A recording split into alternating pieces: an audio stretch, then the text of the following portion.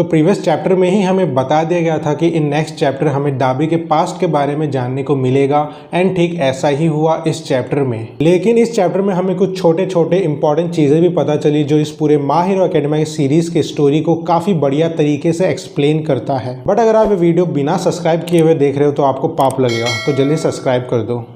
कोई तरीका है भीख मांगने का? तो इस चैप्टर की शुरुआत पुलिस स्टेशन से होती है जहां हम देखते हैं कि एक गोरिल्ला कॉप डॉक्टर गराकी से मिलने जा रहा होता है एंड इन नेक्स्ट पैनल हम देखते हैं कि डॉक्टर गराकी खुद से ही कुछ बातें कर रहे होते हैं। तो डॉक्टर गराकी के थ्रू हमें ये पता चलता है कि वो कुछ सीड्स के बारे में बात कर रहे हैं जो ऑल्फा 1 ने बहुत पहले से ही प्लान करके रखा था एंड इन सब का मतलब क्या हुआ ये सब मैं अच्छे से समझाऊंगा इस वीडियो में, तो मेरे साथ बने रहिए।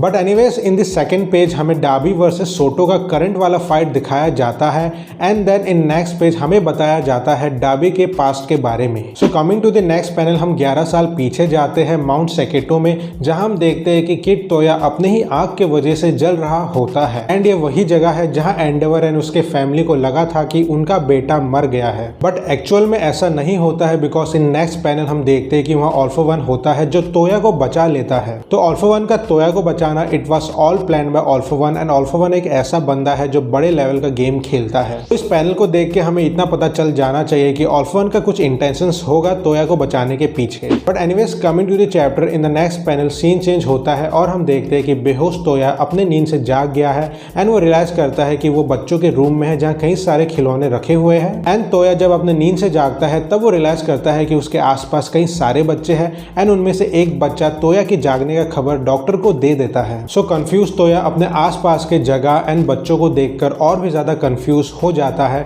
एंड वो पूछने ही वाला होता है कि वो कहाँ है, बट तभी वो रियलाइज करता है कि उसके आवाज में कुछ चेंजेस है। तो इसके बाद तोया को बच्चों के थ्रू ये पता चलता है कि वो 3 साल तक कोमा में ही था एंड ये चीज जानने के बाद तोया टोटली शॉक हो जाता है because the only thing that he remember was that he was in mount सेकेटो एंड इसलिए तोया ये डिसाइड करता है कि वो जल्द से जल्द अपने फैमिली के पास जाएगा। लेकिन तभी इसी सीन में डॉक्टर की एंट्री होती है जो तोया को घर जाने से मना कर देते हैं और कहते हैं कि यही तुम्हारा घर है और यहाँ के लोग तुम्हारे फैमिली। लेकिन ये सुनकर तोया शॉक, कंफ्यूज, सरप्राइज सब कुछ हो जाता है बिकॉज इस वक्त तोया जल्द से जल्द अपने घर जाना चाहता है और अपने मॉम एंड डैड को देखना चाहता है और साथ ही वो अपने मॉम एंड डैड से माफी भी मांगना चाहता है बिकॉज उसने कुछ बुरे काम किए हैं। लेकिन तभी इसी सीन में हमें मॉनिटर के थ्रू एक आवाज सुनाई देता है जो मोस्ट प्रोबेबली ऑल्फा 1 का ही होगा एंड मॉनिटर के थ्रू हमें ये पता चलता है कि तोया अपने घर दोबारा नहीं जा सकता है। तोया की बॉडी जल चुकी है जिसकी वजह से उसके जले हुए शरीर को ठीक करना ऑलमोस्ट इम्पॉसिबल था, लेकिन फिर भी दूसरे टिश्यूज का यूज करके तोया के बॉडी को रिकवर कर लिया गया एंड इसी की वजह से तोया अभी जिंदा है। हालांकि उसके शरीर में कुछ चेंजेस एंड जलने के निशान है बट फिर भी अभी भी वो जिंदा है।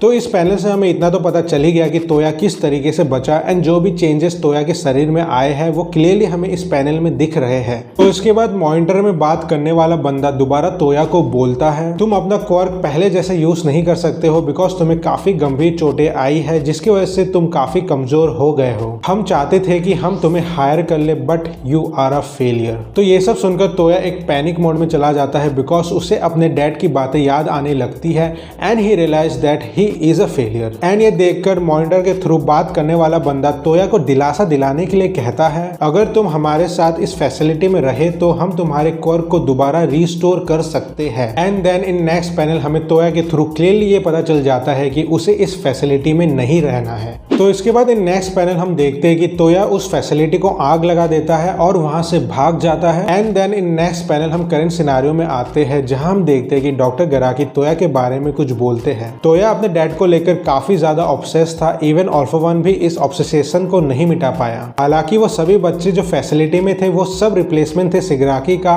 एंड तोया भी उनमें से एक था but still he was a failed creation. So doctor Garaki के बातों से हमें क्लियरली ये पता चल गया कि ऑल्फा 1 ने सिगराकी की तरह और भी कई सारे बच्चों को अडॉप्ट किया जो आगे चलकर ऑल्फा 1 के लिए एक वेसल की तरह काम करेंगे। एंड यहाँ पर हमें यह भी पता चलता है कि ऑल्फा 1 ने ये प्लानिंग सदियों पुराने जमाने से करके रखी हुई है जो काफी ज्यादा इंटरेस्टिंग है। Man he is a mastermind evil. Anyways coming to chapter, in the next panel हमें डॉक्टर गराकी के थ्रू तोया के बारे में और जानने को मिलता है, जहां हमें ये पता चलता है कि ऑल फॉर वन ने तोया को जाने दिया बिकॉज तोया 1 महीने से ज्यादा सर्वाइव नहीं कर पाता ड्यू टू हिज इंजरीज। लेकिन डॉक्टर गराकी कुछ सालों बाद तोया से मिलते हैं through a broker. That time वो सरप्राइज हो जाते हैं बिकॉज तोया अभी भी जिंदा है। एंड ड्यूरिंग दैट मीटिंग तोया को यह पता था कि अगर वो डॉक्टर गराकी के साथ उस फैसिलिटी में रहता तो उसे भी नोमू में कन्वर्ट कर दिया जाता, एंड इसलिए वो वहां से भाग गया। लेकिन तोया के मन में डॉक्टर गराकी के प्रति कोई भी हेट नहीं है because he is the one जिसने तोया को बचाया, एंड इसलिए तोया डॉक्टर गराकी को थैंक्स भी बोलता है। सो इसके बाद इन नेक्स्ट पैनल हम करंट सिनारियो में आते हैं, जहां डाबी एंड सोतो अभी भी फाइट कर रहे होते हैं। एंड डाबी के थ्रू हमें ये पता चलता है कि उस फैसिलिटी से भागने के बाद डाबी अपने घर जाता है इस उम्मीद में कि सब कुछ अब बदल गया है, बट अपने फ्यूनरल वाले फोटो एंड सोतो के ट्रेनिंग को देखकर वो रियलाइज करता है कि कुछ भी नहीं बदला है, वो बस एक डिफेक्टिव प्रोडक्ट है। सो इस पैनल में हमें ये भी पता चलता है कि डाबी अपने डैड से वीक कंडीशन में नहीं मिलना चाहता है, एंड इसलिए उसने अपने फ्लेम को और भी ज्यादा स्ट्रॉन्ग बनाया बाय ट्रेनिंग। एंड जब भी कभी डाबी एंडेवर के बारे में सुनता या उसे देखता है तो उसकी नफरत एंडेवर के प्रति और भी ज्यादा बढ़ जाती है। एंड इस तरह डाबी ने खुद को स्ट्रॉन्ग बनाया, but in the process of becoming strong Dabi की बॉडी काफी कमजोर हो चुकी थी, काफी डैमेज ले चुकी थी। सो इसके बाद इन नेक्स्ट पैनल हमें डॉक्टर गराकी के थ्रू डाबी के फ्लेम्स के बारे में जानने को मिलता है, जहां हमें ये पता चलता है कि डाबी की फ्लेम्स बहुत ज्यादा स्ट्रॉन्ग है जो धीरे धीरे उसे मार रही है। And that's why all for one को डाबी के क्वर्क में कोई भी इंटरेस्ट नहीं है because all for one is trying to live forever. तो इसके बाद इन लास्ट पैनल हम देखते हैं कि डाबी की बॉडी बुरी तरीके से जल चुकी है उसी के ही फ्लेम से।